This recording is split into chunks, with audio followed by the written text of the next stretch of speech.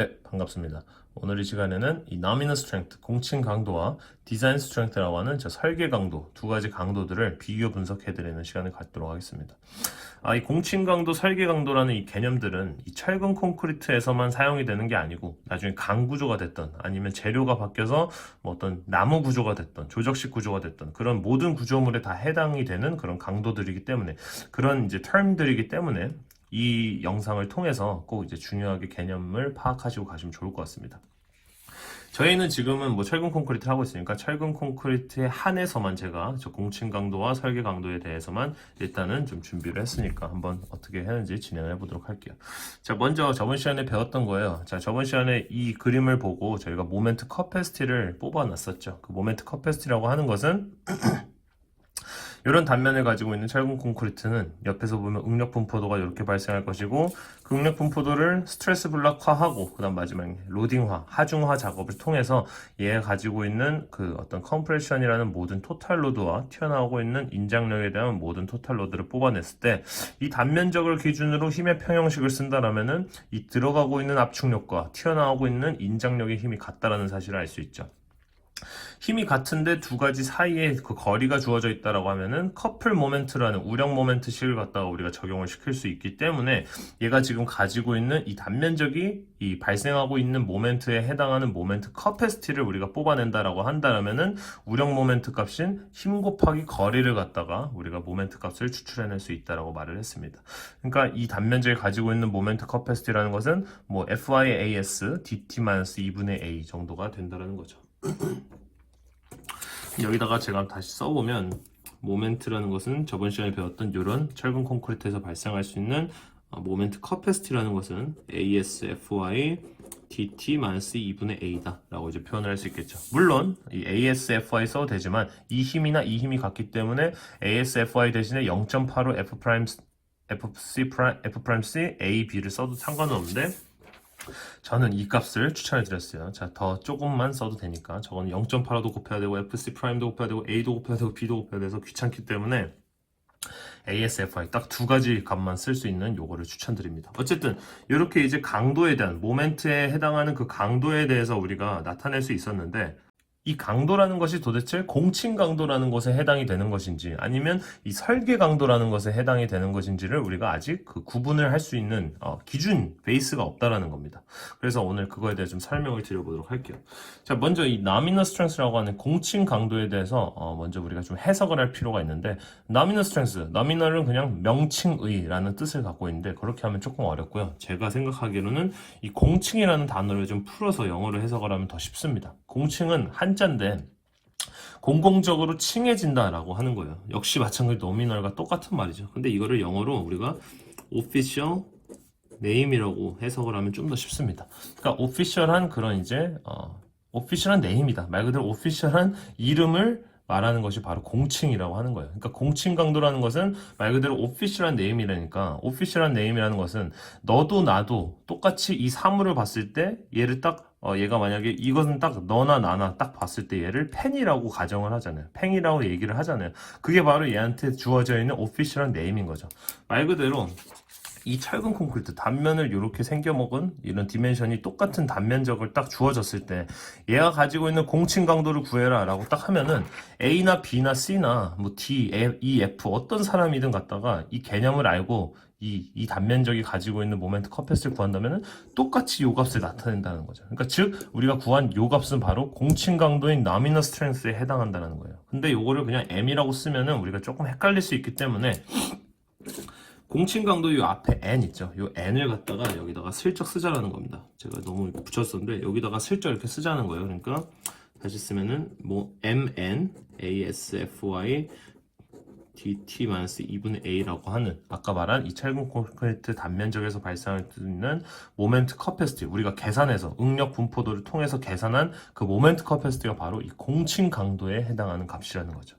자, 그러면 이 공칭 강도에 대한 개념은 이제 알았어요. 그렇죠? 너도 나도 인정하고 있는 너도 나도 오피셜하게 말하고 있는 부르고 있는 그런 강도를 칭한다. 오케이. 그럼 이 설계 강도는 뭡니까? 설계 강도라는 것은 실제로 설계하는데 우리가 필요한 강도를 갖다가 제시해주는 값이라는 거죠.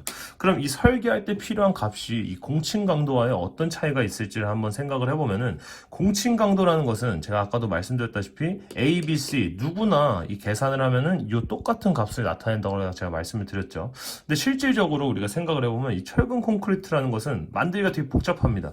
일단 콘크리트를 만들고 그 콘크리트를 이미 주어져 있는 그 철근이 플레이스먼트 되어 있는 데다가 또 뿌려줘가지고 굳혀가지고 철근 콘크리트 빔을 만들어야 되는데, A, B, C 계산하면 똑같이 우리가 나타낼 수 있지만 실제로 얘를 갖다 만든다라고 한다면은 어떤 사람은 생각했던 것보다 모래가 조금 더 많이 들어갈 수도 있고, 어떤 사람은 물이 조금 더 들어갈 수도 있고, 어떤 사람은 골재가 조금 더 들어갈 수도 있고, 뭐 어떤 사람은 이제 콘크리트를 붓는 과정 속에서 뭐 바람이 너무 많이 불어서 그 콘크리트 반죽에 막 먼지가 막 같이 들어가 있는 막 그런 현상이 올 수도 있고, 그렇죠? 그러니까 그만큼 우리가 실제로 이 재료를 갖다가 제작하는 데 있어서는 우리가 여러 가지 예상할 수 없는 그런 환경들이 많기 때문에, 똑같이 실제로 얘를 딱 빔을 만들어서 얘가 가지고 있는 강도를 측정하면은 이 공칭 강도라고 하는 모두가 알고 있는 이 강도 값과 약간의 오차가 있을 수 있다라는 거죠. 그 말은 즉슨 이 공칭 강도가 불확실성을 갖고 있기 때문에 그 불확실성을 커버해 줄 수 있는 디자인할 때 필요한 강도를 우리가 새로 하나 뽑아서 제시를 해주자라는 겁니다. 자, 예를 들어서 제가 설명을 좀 해드리면, 좀 지금 말을 너무 많이 해가지고 약간 헷갈릴 수도 있어요. 공칭 강도란 값을 100이라고 잡았을 때 A란 사람, B란 사람, C란 사람이 역시 똑같은 그 조건 속에서 콘크리트를 반죽을 하고 뭐 만든다라고 했을 때 어떤 사람은 100이 나올 수도 있고, 어떤 사람은 110이 나올 수도 있고, 120이 나올 수도 있고, 이런 다양성을 가지고 있다는 거죠. 그만큼 공칭 강도가 불확실하다라고 했을 때, 그럼 설계 강도를 이 100 말고 100보다 좀 더 작은, 예를 들어서 설계 강도라고 하는 설계 강도는 일단 제가 결론부터 말씀드리면 이 MN이라고 하는 nominal strength 앞에다가 이 phi, 그러니까 phi라는 것을 갖다가 이제 곱하게 돼요. 얘를 이제 강도를 감소할 수 있는 감도 개수라고 하는데, 일단 그 명칭 제거 말고 디자인 스트렝스를 갖다가 이렇게 표현을 하는데, 얘를 갖다가 100보다 작은 90으로 제한을 한다. 그러니까 너가 이 건물을 만들 때 사실 얘는 우리가 알고 있는 강도는 100인데 100에 맞추지 말고 90에만 맞춰서 설계를 해주세요 라고 하면은, 실제로 얘는 100까지 버틸 수 있지만 어떤 그 불확실성 때문에 우리가 10만큼의 그 값을 감소를 시켜준 거죠. 그만큼 그 10만큼에 해당하는 안정성을 우리가 확보를 할 수 있다는 거예요. 그렇죠?